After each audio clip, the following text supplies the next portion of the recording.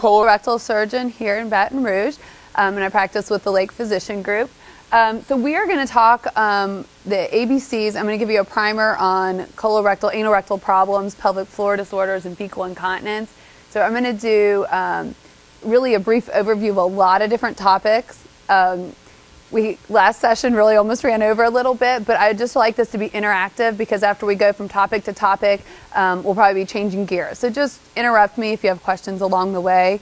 I do have a number of pictures, and they're not graphic, they're more anatomic pictures, but I usually think pictures are worth 1,000 words, so I'm not trying to gross anyone out, but I think it helps explain the difference in a lot of these things because everyone thinks everything around your anus is a hemorrhoid. So you can go ahead, please sit down. All right. So we're talking about regular bowel function first, okay? Regular bowel function is defined as a bowel movement every day to every other day, okay? Anything beyond that we define as constipation. Some people may have 2 to 3 bowel movements a day, so what's regular for you is regular, but anything beyond every other day we define as a problematic. The goal is to have regular bowel function, no diarrhea, no constipation, okay? That's what keeps me in business, all these diarrhea and constipated patients, okay? Causes all kinds of problems. Anal fissures, hemorrhoids, diverticular disease, pelvic floor problems, incontinence. So to keep you out of my office, I'm going to try to keep you regular. A high fiber diet is the most successful way to achieve regular bowel function, okay? I recommend that everyone get 25 to 30 grams of fiber a day with at least 8 glasses of water, okay? Fiber is like psyllium husk, okay?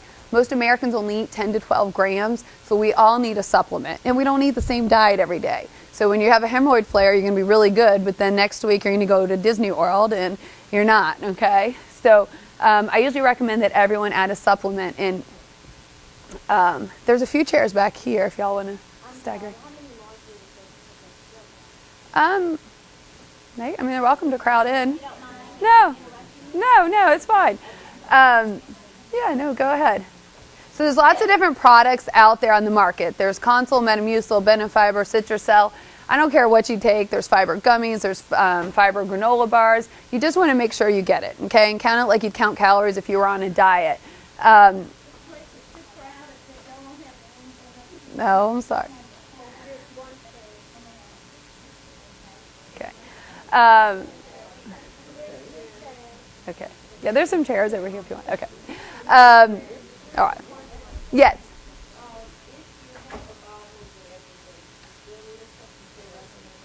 I do. I think that the fiber just gives you a big, solid, soft, easy bowel movement that's easy to pass, easy to clean, and it's not, you can still have a bowel movement every day but be constipated because you're straining and having hard stools, and they can still be traumatic, okay? There are some things out there I don't really recommend. Fiber pills, I think, are a waste of your money. They have like half a gram in a pill, and you need 25 to 30 grams a day. So go eat an apple and save your money. And you can, blueberries, avocados, spinach. There's lots of things out there that, people do like to do it with dietary. You just have to be better. Yeah.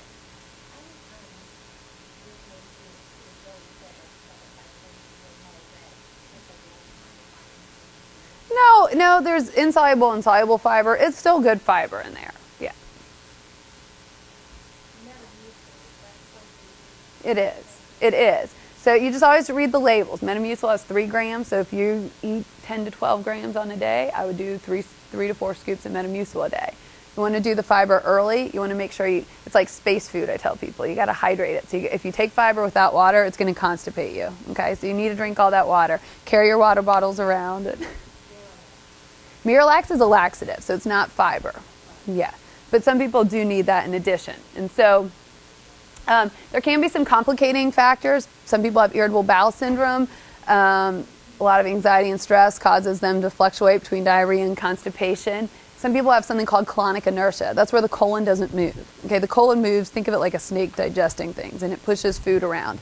People with colonic inertia, their colon doesn't move. It's a rare cause, but the surgical treatment is really to cut the whole colon out. Only see 1 or 2 people of that a year. Electrolyte abnormalities such as hypothyroidism can cause constipation. Potassium irregularities can cause a lot of diarrhea.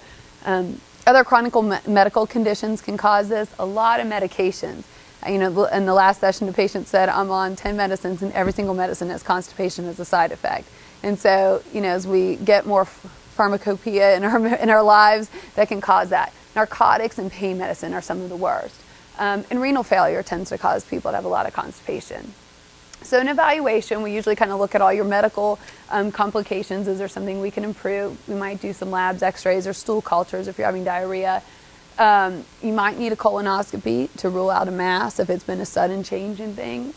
We might need to do a pelvic floor evaluation, because if you don't know how to use your pelvic floor muscles to poop correctly, you might be doing it wrong, and we might need to train your muscles right. People always laugh at me. They're like, I'm 60 years old and you're telling me I've been pooping wrong my whole life? And I will tell you that. And I can fix it very easily. But you have to relax your muscles for stool to get out and for your rectum to straighten. And so if you're tightening your muscles, you're going to be straining and fighting yourself to have a bowel movement. Some of the other x-ray studies will kind of evaluate some of these other medical problems. But so we might have to, go into a more aggressive workup to figure it out. The treatment is really specific to the cause. So this is just very basic. Obviously, we need to tailor it to the individual person. But for constipation, I usually start with a high-fiber diet and increase the water, okay? Sometimes we need to add stool softeners or Miralax. Sometimes there's some other drugs we need to add that are on the market that really help treat some of these chronic constipations. Some people need that pelvic floor therapy to learn how to use their muscles to better defecate.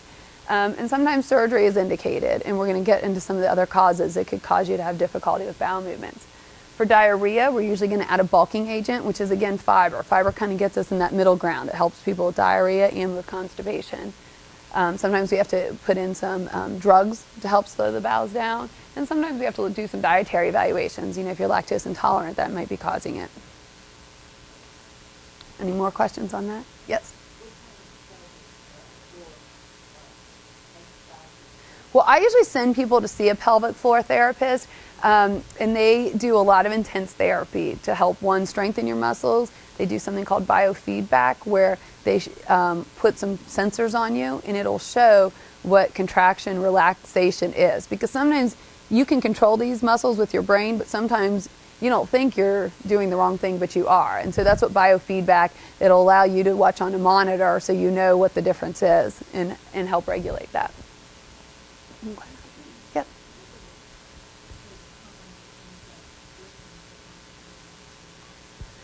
Well, that's just to try to, it's a stimulation if you're not feeling the need to go to the bathroom. So most people don't need to do all that. Usually, and starting stuff in your rectum is really not pleasant. And so, you shouldn't be having to necessarily live with that or enemas. Some people's spinal cord abnormalities might need to. But usually I think just stuff by mouth and changing our diet and lifestyle, increasing our exercise and water can help a lot. Okay. So other pelvic floor disorders. There's a multitude of issues related to our pelvic floor, okay? And so I'm going to touch on a few. Sometimes we can have issues with a degenerating pelvic floor, okay? You can get a rectocele, which is almost a hernia or a bulge of your rectum pushing into your vagina. On the reverse side, we can get a cystocele, which is where the bladder pushes in on the vagina. Pelvic floor descent is where the whole pelvic floor, instead of being up and taut like it was as a youngster, it kind of just starts getting lax and too loose and descending. And when you try to go to have a bowel movement or urinate, all the muscles just fall and they're not really functioning proper. You can also get a hernia in your pelvic floor. That's usually a result of surgery, not something everyone's going to walk in with. And we're going to go into a little bit more of that. Some muscular issues I see, levator ani syndrome is really something that most doctors aren't going to diagnose with, but that can be where you get intense muscle spasm. Your pelvic floor has a big funnel muscle called the levator ani, and I'm going to show you a picture in a minute. But just think of this big funnel muscle. And if you sit improperly, or some trauma, or maybe a big heavy exercise, you can get a lot of spasm in those muscles. And it's just like when we get spasms in our neck after a car accident or something, you can get spasms in those muscles. It's just hard for anyone to diagnose. The treatment is a lot of pelvic floor physical therapy. We can actually do some electronic stimulation, either through the rectum or the vagina, to help relax those muscles. But people are usually in intense pain, and they'll come to me saying, when I sit down, I'm in unbearable pain, and it's internal, and when I stand up or lay down, it goes away. And that's because whenever we're standing or lying down, our muscles are neutral. When we sit, if you sit straight up, your muscles are neutral, but if you sit kind of with a flexed pelvis or slouching, you actually have to contract all your muscles to hold yourself up. Some people just have a bad chair. So a lot of it's posture training as well as it's therapy. Some of the things we talked about with outlet obstruction, if you don't relax your muscles in your pelvic floor when you try to have a bowel movement, I always say it's like pooping against a closed door, okay? So some people try to tighten those muscles when they go to have a bowel movement, and then they start straining really hard with their belly muscles, and whichever one wins out determines if you have a bowel movement that day or not. So you want to actually relax those muscles, and sometimes we have to do the training for that. Prolapse is when the whole rectum actually comes outside the body, and we're going to talk a little bit about this, and I'll show you some pictures. And it can happen with your rectum or your vagina. And a lot of these things, I'm going to talk about the anorectal problems, but as you can see, the pelvic floor has the bladder, the urethra, the vagina, and the rectum, and they're all separated by about this far. So often people don't just have one problem, they might have a multitude of problems in their pelvic floor. So here's a picture of the pelvic floor, and this is kind of looking down into the pelvis. So you see this big funnel of muscles, okay? These are all your levator ani muscles, and there's a big sling muscle that attaches up here to your hip bones, okay? And out of that funnel comes your urethra, the way you pee, your vagina, and your rectum, okay? So you can see how they're all kind of supported by the same muscles and a lot of the same nerves that innervate them. So why, we might have problems with multiple issues. This is a side view, okay, if we cut you in half. And this would be normal. So this is where the rectum comes down, it slings around the sacrum and the tailbone, and exits the uterus and the vagina, the bladder and the urethra. So again, you can see how they're all piercing through this funnel kind of shaped muscle. So a rectocele is when we have a bulge of the rectum into the vaginal canal, okay? So if this is the rectum coming down, you see how it pushes into the vagina, whereas we had talked about we want it straight up, okay? And we want a space between these. So this is when the rectum kind of herniates into the vaginal wall, okay? It's very common after childbirth, these tissues can get weakened, okay? If someone comes to me and they've had 8 vaginal deliveries, I am not going to be surprised if they have pelvic floor problems, okay? I mean, we've torn that pelvic floor apart a little bit, but we can help it and we can get it stronger again. A lot of times too, if you're straining to have a bowel movement and tightening those muscles, that's when people get a lot of rectoceles. Because again, if you're straining and pushing down and you're not relaxing these muscles, the path of least resistance is to push into the vagina, okay? And so people can get that. If you have a little rectocele, you don't have to treat it. Most of the anorectal problems, this, hemorrhoids that we talk about, only if you're having symptoms would I really recommend going through surgery to repair it. But I wouldn't just live with it if it's affecting your quality of life. A lot of the symptoms people have with a rectocele are vaginal irritation, okay? So this rectocele can get so big that the vagina can almost bulge out, okay? And then it can rub on your underpants or just cause some skin or mucus irritation. People can get stool stacking, and what stool stacking is someone will come in and they'll tell me, well, I have a bowel movement every day in the morning, but I'll go 2-3 times in a row. And that's because often they'll have more pellet-like stools, and their stool will come down, and they'll push, and it'll all get stuck in here. And then they stand up, gravity pulls it back into the rectum, and they feel the urge to go to the bathroom again. And it can happen. And so stool stacking is kind of a symptom of a rectocele. The feeling of incomplete defecation, like I can feel the stool here, but I can't get it up into my rectal canal. And so sometimes people actually have to use digital assistance, putting a finger in their vagina or on their skin here to kind of push the rectocele, the hernia, back in so they can go to the bathroom. And some people just say they have ongoing pelvic pressure. A lot of it will say, when I'm on my feet for 8 hours a day at work, by the end of the day I just feel this intense pressure down there that's so uncomfortable. So those would be, times when I'd say treatment's indicated. First, we're going to start with medical therapy. You're going to see one recurring theme here. We're going to start with stool bulking agents, okay? I'm going to recommend that you go on a high fiber diet with supplementation and increase your water, and probably refer you some pelvic floor physical therapy to help strengthen those muscles. If you have one big large column of stool that comes down into your rectum and you empty, that rectocele is not really going to come into play. It's not going to cause a problem because, again, one large column of stool is not going to get stuck in here, okay? So I always give people the analogy. If you squirt like a tube of toothpaste or you have whatever, a little pile of cereal or something, and I try to tell you to move it across the counter, it's going to be difficult to move that, right? And that's the same thing with stool. If you have a banana, one solid piece, and I tell you to move it a foot across the counter, very easy, it's going to come out, it's clean, you're not going to have a mess on the counter. It's the same thing with poop, okay? It's not to get graphic with analogies, but it's going to help a lot of things, okay? So if we can have that big solid bowel movement that comes down, you're not going to have a lot of issues here. This will fix the majority of people with a rectocele. When that fails, we usually go to surgical repair. I'm a colorectal surgeon, so I'm going to advocate a transrectal repair. I'm more comfortable operating in the rectum, and I think it makes sense. But you can also have a transvaginal repair, a perineal repair. Some people put mesh in. When I do the transrectal repair, what I do is I make an incision here along the rectal wall. I excise all this mucosa up, and then I tighten all these tissues between the rectum and the vagina with a couple layers of suture. Then I excise this excess tissue so it doesn't prolapse out and close the wall back up, okay? So it kind of tightens everything up and makes this a straight line again, okay? Usually afterwards, we recommend that you're not doing a whole lot of heavy lifting and straining because it can recur. You know, anytime you have one hernia, you're at a high risk for getting another. But that's a really good repair. The vaginal repairs can come through here, and sometimes the mesh repairs or a perineal incision can come through here. Hemorrhoids. All right. Lots of smiles in the room. So this keeps me in business, definitely. The funny thing is that we are all born with hemorrhoids, but most people aren't aware of that. So the hemorrhoids are normal vascular cushions that are found within the anal canal. We have internal and external hemorrhoids. They kind of are like little brake pads. They do actually add a little bit to our baseline anal continence, and probably about 10% of our resting tone is caused by these internal hemorrhoids. When they become enlarged or symptomatic, that's when we say we have hemorrhoidal disease. Okay, so the internal hemorrhoids can grow, they can prolapse down. The external hemorrhoids usually are painful and they become large, swollen masses on the outside. Okay, so internal hemorrhoids, because they're up inside the rectal canal, they're usually not painful because they don't have skin nerves like we would feel, you know, if someone were to pinch you. So they usually, again, don't cause pain, but they can cause a lot of bleeding, especially with a bowel movement. If they get enlarged, when you have a bowel movement, it causes a lot of trauma to those tissues.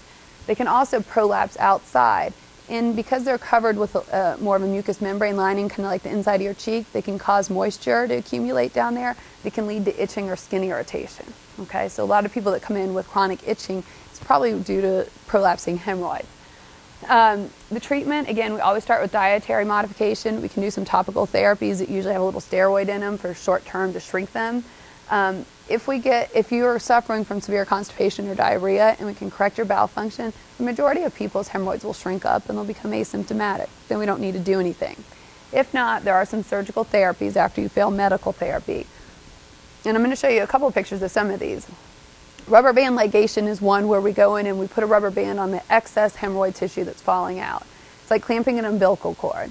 We put a little rubber band on it. It falls off in about 3 to 5 days. Doesn't remove the whole hemorrhoid, but the tissue that's causing you problems. Pretty simple office procedure. Ultrasound coagulation is basically the same theory as the rubber band. It's trying to clot off the blood flow to shrink that hemorrhoid. Sclerotherapy is an injectable, again, to try to shrink up and clot off that hemorrhoid. The stapled hemorrhoid surgery, that was a lot more popular. I do in some select cases. A lot of people, if they have such huge hemorrhoids that they're going to need that, they usually have external hemorrhoids. And I don't know that this is a great treatment for that. But what a stapled hemorrhoidopexy is where we kind of staple and resuspend the hemorrhoids back up into the anal canal so they're not falling out. Little pain. It is an outpatient procedure, but does require general anesthesia, where the others are done in the office. And then the excisional hemorrhoidectomy would be done usually whenever you have large external hemorrhoids, and we'll take care of them all. The excisional hemorrhoidectomy is the only way to truly get rid of the internal hemorrhoids because we cut them out and then they're gone. You're not going to have more problems with them. The external hemorrhoids are on the outside again, and these usually cause the big swelling that people feel. Okay, they can get blood clots in them, and then they can become very painful because of the swelling.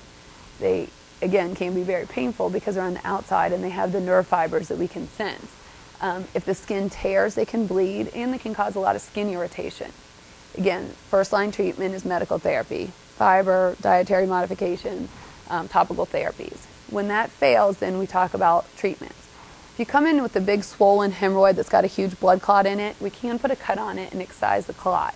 The problem with that is it doesn't really remove the hemorrhoid. So if you come in and see me on a Friday and your daughter's getting married on Saturday, I think that's a good fix for the weekend, but it's not getting rid of the hemorrhoid, and it can reclot off in the next couple of days, maybe not for a long time, because it doesn't really remove the hemorrhoid. And then you usually have a little bleeding associated. An excisional hemorrhoidectomy would be the gold standard, and that's where we go in and we cut the hemorrhoid off, okay? And I'm going to show you some pictures of that. And some people say that stapled hemorrhoid surgery where it resuspends everything up, it might pull the internal hemorrhoids up a little bit. I don't think it treats them significantly, but if they're just small, it can't help. So this is a picture of the rubber band ligation, something I would say is very common in my practice after people have failed. We just put a small anoscope in the rectum after we've done an enema, very well tolerated. Again, because you don't have a lot of nerve fibers there, you really shouldn't have any pain. I mean, it's a little uncomfortable, I'm sure, but it shouldn't be painful. We grab the hemorrhoid here with a clamp, and this is our ligator that's got 2 rubber bands on it. We pull the hemorrhoid into the ligator, release the rubber bands, and it ties it off, okay? Again, kind of like clamping an umbilical cord. That tissue will die off in about 3 to 5 days. It will fall off, and it will leave just a little ulcer that will heal, okay? Gets rid of all that excess tissue and fairly well tolerated. Most people feel pressure. It's like having a blueberry in your bottom, and you feel this urge to defecate, because the reason we know we have to have a bowel movement is we feel something in our anal canal. But that, again, gets better over time, and this falls off in a couple of days. So very well tolerated. An excisional hemorrhoidectomy is kind of, again, if we need to get rid of the external hemorrhoids as well as the internal, we can do this all in one shot. We usually only treat what's symptomatic. So if you come in with one huge hemorrhoid column, I'm not going to operate on all 3 that you have. But if all 3 are big and swollen, we can take care of them all at once. What we do is we excise the hemorrhoid column up off the external and the internal sphincter muscles, where the sphincter muscles are usually exposed. We can get rid of all the varices, and then we suture the wound closed, okay? I don't try to sugarcoat it. This is probably one of the most painful surgeries you can have. The good news is there's a new numbing medicine out there called Exparel that I can inject that will keep you numb for the first 72 hours, which I do think is the worst. But your pain will increase after that, and it's really 10 to 14 days of pretty significant pain and discomfort. Everyone tells me at 10 to 14 days things start to get better, and usually recovery 3 to 4 weeks, okay? I usually tell people to be a couch potato, because I think the more you're lying down, the less swelling you get. If you're sitting, standing, you're going to get more swelling down there. Ice packs, sitz baths, anything to kind of keep the swelling and discomfort down. And we give you pain medicine, but you know, it's not something that you're going to go have one day and go on vacation the next. You definitely want to schedule this.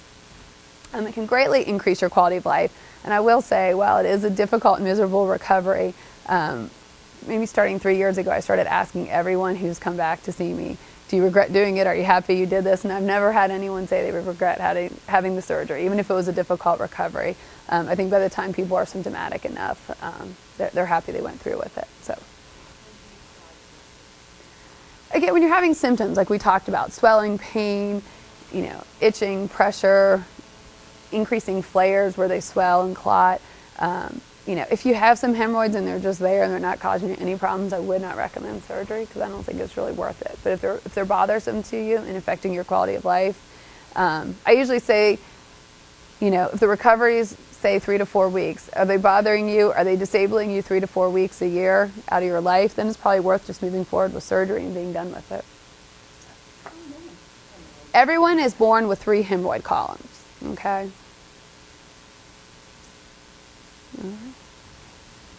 All right, so anal fissures. Anal fissures are literally a little paper cut around the anus, but they can be disabling, even for just a small little cut. And that's because we talked about there's being so many nerve fibers around the anus, okay?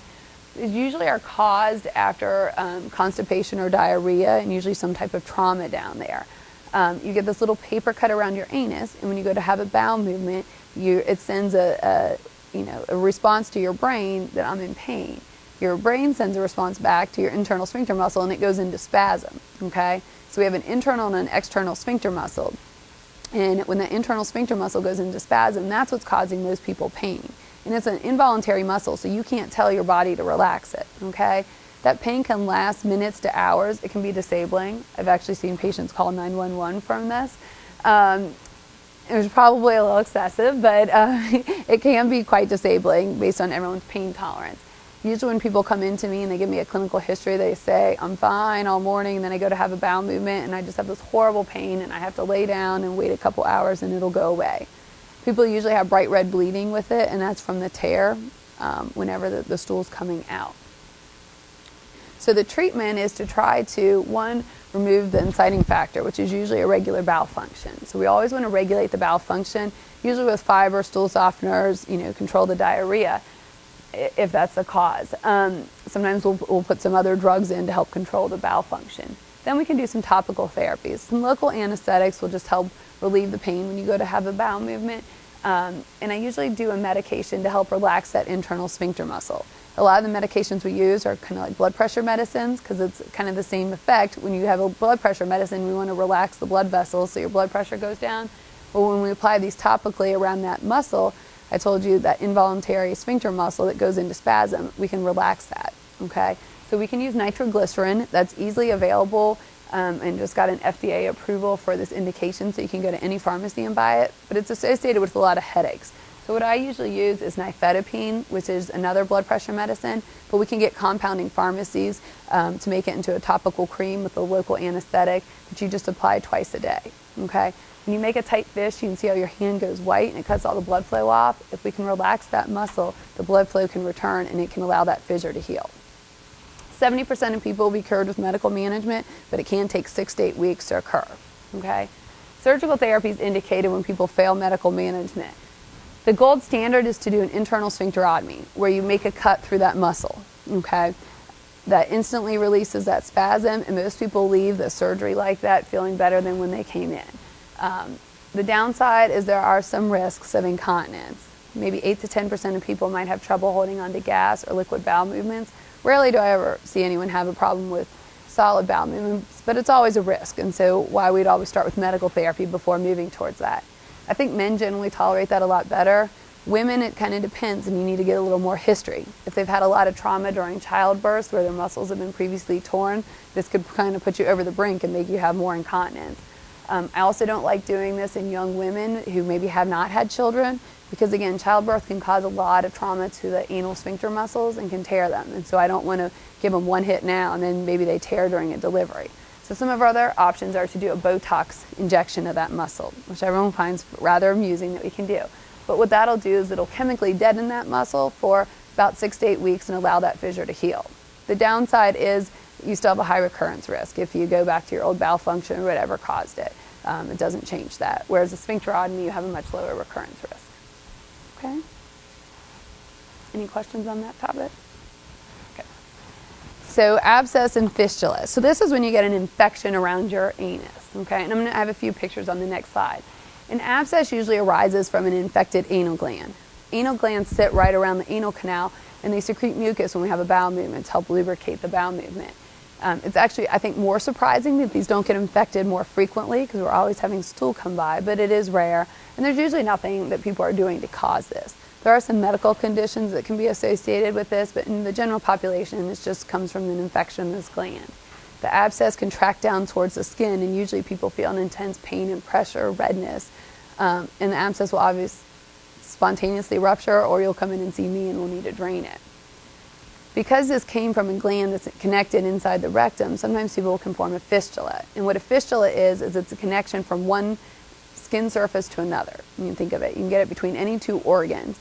But in the anal gland, or in the anal canal, it's usually from the anus and rectum out towards the skin. Okay? And just think of it kind of like a little rainbow connection. And if you get one of those, you'll probably keep getting recurrent infections because one side will heal, infection will build back up, you'll get an abscess. So we need to treat the fistula if you develop one. I would say on average about 50% of people who get an abscess will get a fistula. And so I always want to have the full conversation with everyone about these. Clinical evaluation is almost always able to properly diagnose the majority of these. And they can be quite complex in nature because they might not always just take a simple little tract. They might have some little fingers off of them. So the treatment basics are surgical drainage of an abscess. If someone has cellulitis or a compromised immune system, we might add some antibiotics, but mostly we just need to surgically drain it. So this is kind of where you can get these infected anal glands, and the abscess can build up and kind of be pushing out on the skin. So we'll make an incision on the skin and drain the abscess. Okay. If you have a fistula, that's again a connection from the inside the skin, from the skin to inside in the anal rectal canal. Okay. These can take all kinds of tracks and turns. They can come up high, they can be low, they can be real superficial. If they're superficial and don't involve much muscle, mostly skin, we can just cut them open, and that's called a fistulotomy. It'll heal from the inside out, and very low risk of recurrence or other complications. If they involve a significant amount of muscle, we don't want to do that because by cutting it open, we make your muscles inactive and you'd be incontinent on yourself. So then we might put something called a seton, which is a drain, and then we'd have to come back and do a secondary surgery. There's a couple different surgeries that can be done. There's one called a lift where we go between the sphincter muscles and try to repair it. Sometimes we have to do a flap of tissue from the rectal canal down and cover it. Probably more complex than we need to talk about, but there's lots of different ways to fix it if you do end up having a fistula. Rectal prolapse. We had talked about this before. So rectal prolapse is when you get full thickness prolapse of the rectal wall beyond the sphincter muscles. So the rectum will come out and prolapse down below where this is normal. Okay, so you can almost see a double wall because it invaginates on itself. Think of like turning a t-shirt sleeve inside out. Okay, and obviously you can tell very uncomfortable because it can push out. It can cause a lot of problems with constipation because this almost will engorge and plug off the rectum, so it's hard to get stool out. And sometimes this will occur just with a bowel movement, and then people can push it back in. Over time, it can get where it's just stuck out. We always have to differentiate this from prolapsing hemorrhoids because you might just have a little of that hemorrhoidal tissue come out versus a full thickness rectal prolapse. So really the diagnosis is made by clinical exam, and we usually have to see it. Okay, so I have a private exam room with a private bathroom. They usually send people in and they just make them strain and push out because I need to see what it is because we'd obviously treat hemorrhoids versus this very different. Causes can be age, the muscles get weak, constant years of straining has just been pushing down. Pelvic floor weakness can cause these. Trauma from childbirth. I've actually have a number of 30-year-olds who have gotten this after vigorous vaginal deliveries. And sometimes it's congenital. We'll see it in young people. And I think that their rectum's probably just not attached properly. The rectum's usually actually pretty adherent back here to the sacrum. And so when you see it in a young person, you think it's probably an abnormal connection. Sometimes in children this occurs, and those usually correct on their own. But most commonly we see this in more elderly people, and it's much more common in women than men. There's lots of different treatments for it, but they're all surgical repairs. Okay? The first one's called a perineal surgery, and that's where we go in and do a perineal proctectomy. And what that means is we make a cut on the prolapsed tissue, we excise all this excess redundancy, and we suture it together. It's a pretty easy surgery. It's done in the operating room, just usually a couple-day recovery, little risks involved. Most people do really well. The problem is we excise the majority of the rectum, and the rectum's our friend. Everyone likes their rectum because when you go to have a bowel movement and you choose not to, the rectum can expand and it can fill with stool, and it can give you that time to make it to a bathroom and choose a socially acceptable time. If we cut your rectum out and we put your colon, which is more narrow and not as compliant down there, can have some more urgency. So for a young person who can tolerate a bigger surgery, I usually don't recommend this. When we do this, we can kind of tighten the muscles down here. So if there was a big muscle injury, maybe this is a better option because we could fix a muscle injury as well. But usually it's more reserved for more elderly who can't tolerate a big surgery. The other surgeries are more intra-abdominal. And if you look it up, there's probably 100 different surgeries out there, which means there's no perfect way to fix this. So I think you really have to tailor it to the patient and the problem. If we go in through the abdomen, what we do is we'll mobilize this rectum up and we'll do what we call rectopexy. We'll resecure it back here around the sacrum with some tethering stitches. We can also try to close off this space between the rectum and vagina because most people think that rectal prolapse starts from kind of a hernia on this anterior wall. Sometimes small bowel can herniate down here, and you can see it can get kind of complex. Some people add mesh into the repair as well, and sometimes we add a colon resection and people have real redundant colon down there. And it can help if they're chronically constipated as well. So I kind of have to tailor it to the patient. But most commonly the abdominal surgeries are going to keep your rectum, which is a good thing, and they have a lower recurrence rate. But they are a bigger surgery with more immediate early risks and obviously a little bit longer recovery on the front end. And then for fecal incontinence, this is an involuntary loss of rectal contents at socially inappropriate times or places. This can be just gas, flatus, it can be solid stool, or it can be liquid stool, okay? And some people will kind of be on a contingency of those. You can just have smearing where it's getting your underpants dirty, or you can lose an entire bowel movement.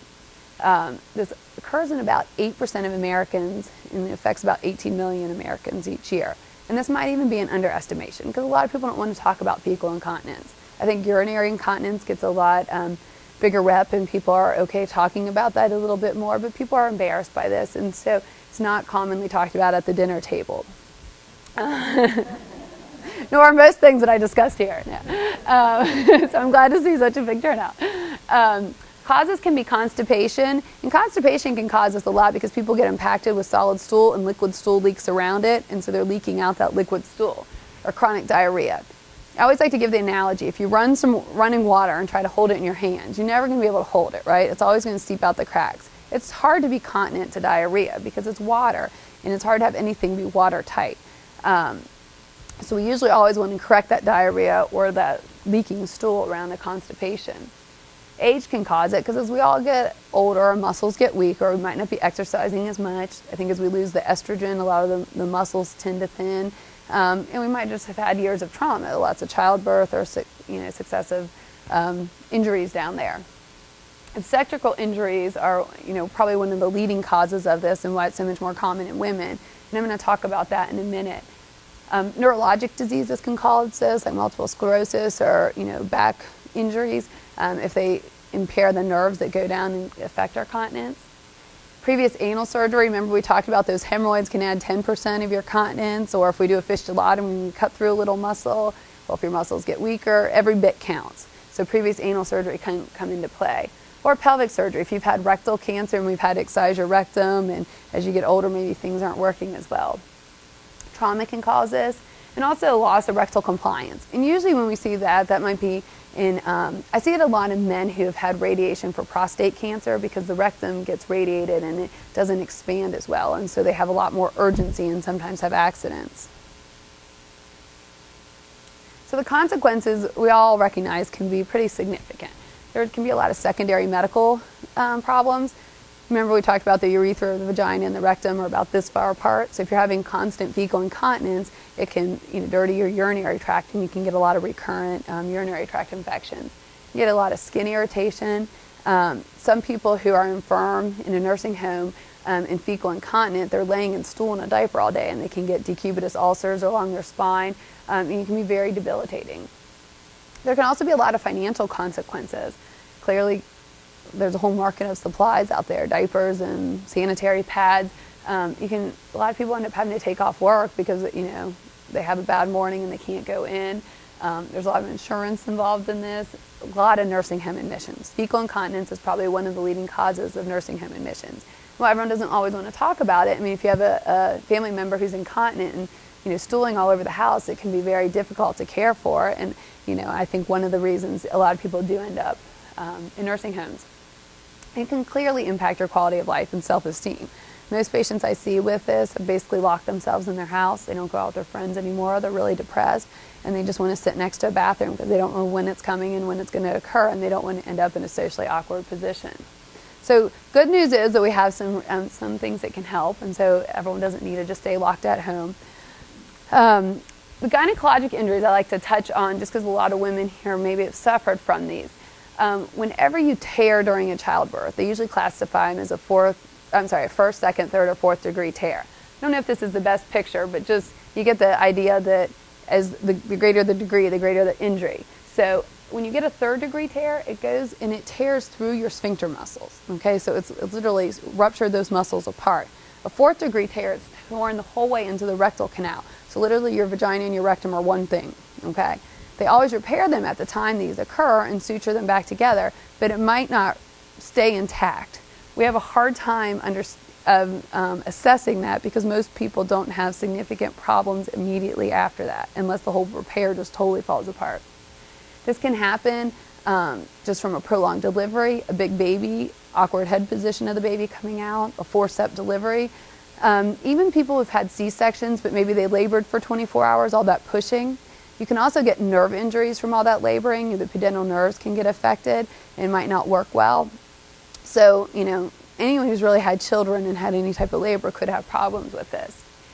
Sphincter injuries are estimated in some studies to occur in almost 30% of vaginal deliveries. Okay, so that's fairly high incidence, and we might not always know about it because you can rupture your muscles without tearing the skin. So the gynecologist might not even recognize that.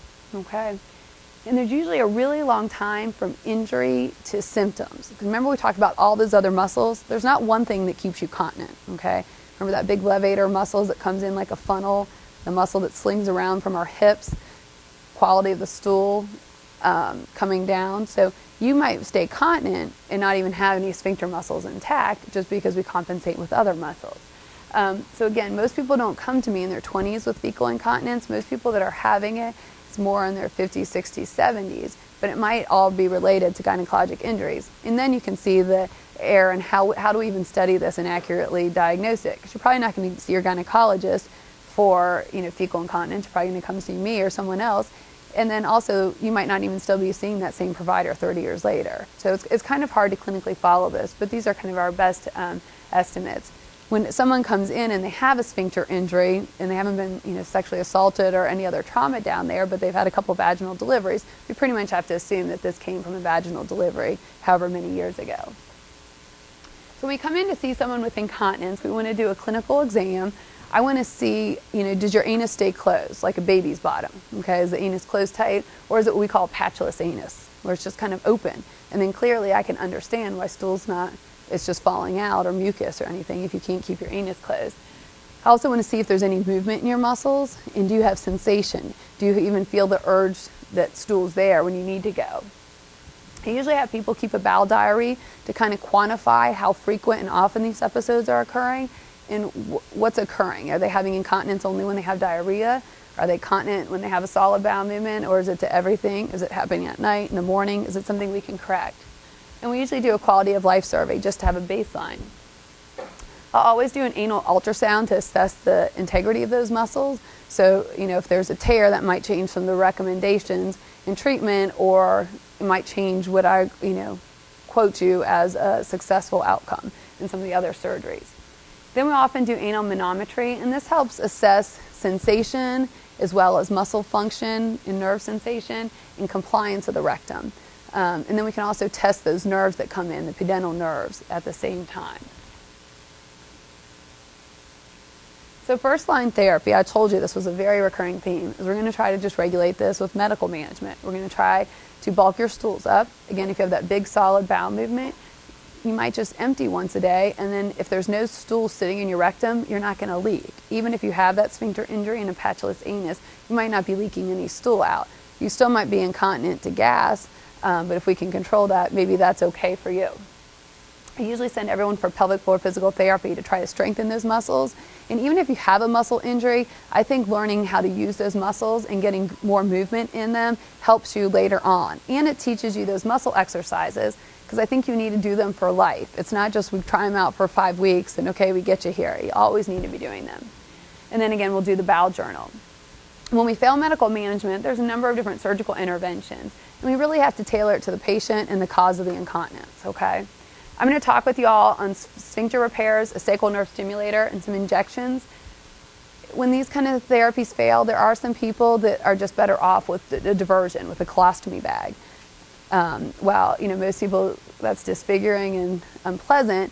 If there's no other good therapies around, that's a controlled incontinence. Okay, it can be an odor-free bag, and it can control the stool, and it can really improve patients' quality of life.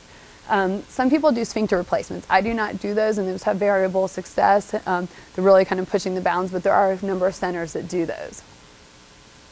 So first, for an anal sphincter repair, when someone tears their muscles, it's a circular muscle, so when it contracts, it usually pulls back, okay? So even if you get a little tear, it's usually not like this. The sphincter muscle usually looks more like this, and it can still contract. It just might not close the anus when it contracts, because there's just scar tissue here.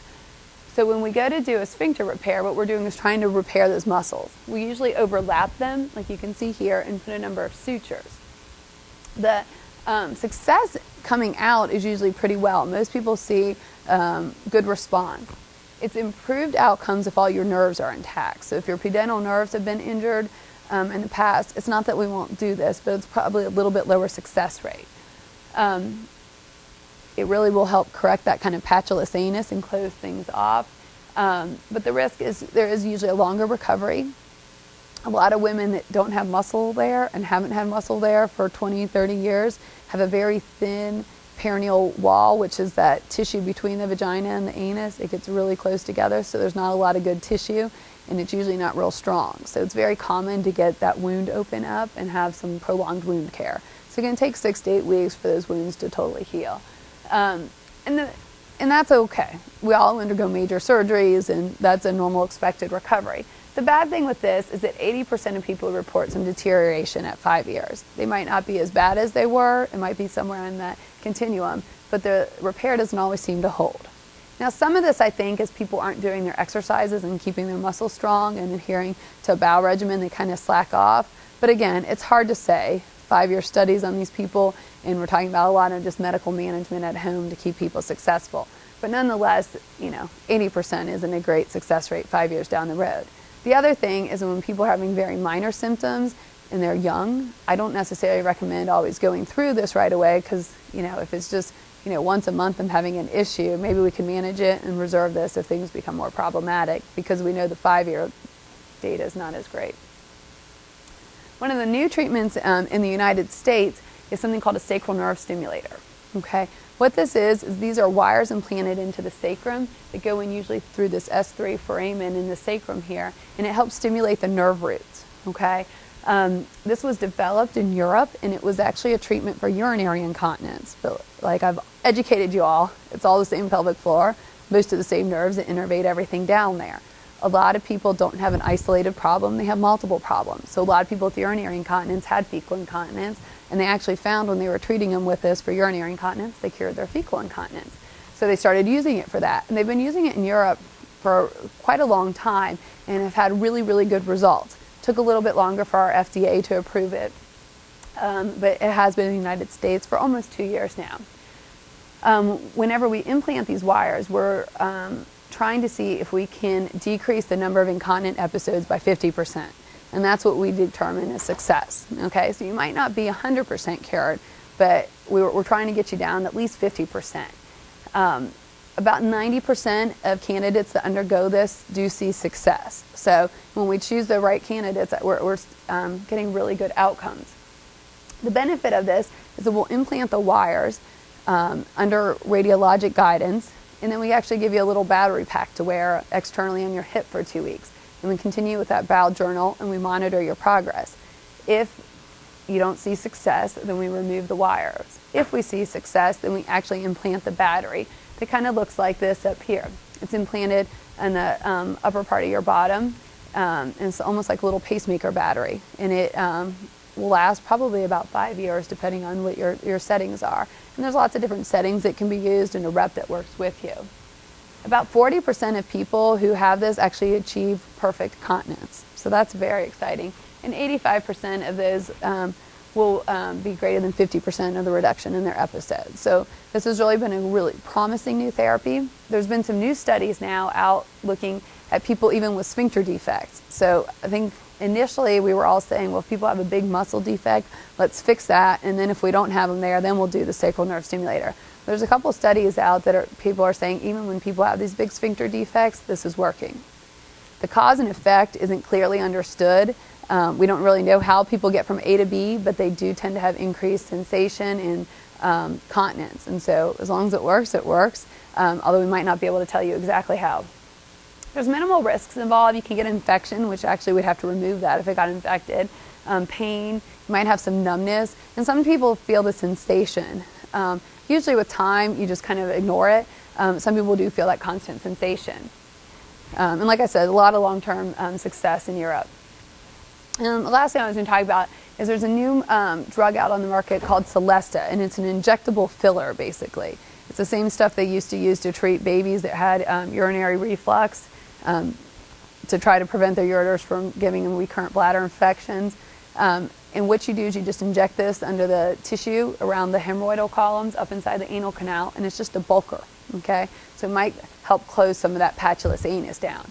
It's not going to help at all with muscle function, nerve function, but it does kind of just help with a little filling, okay? So again, in the appropriate patient, good. And in some patients, we need to use multimodalities, okay? We might need to do a couple things. I have one patient that I've done a sacral nerve stimulator on, and she's almost where she wants to be, but she still does kind of have a patulous anus, so we're doing this. So sometimes you need to do a couple things to patients. But there are a lot of new options out there, which is good. The Celesta just came out on the market, and that sacral nerve stimulator in the past 2 years. So a lot of new options for us to help treat patients.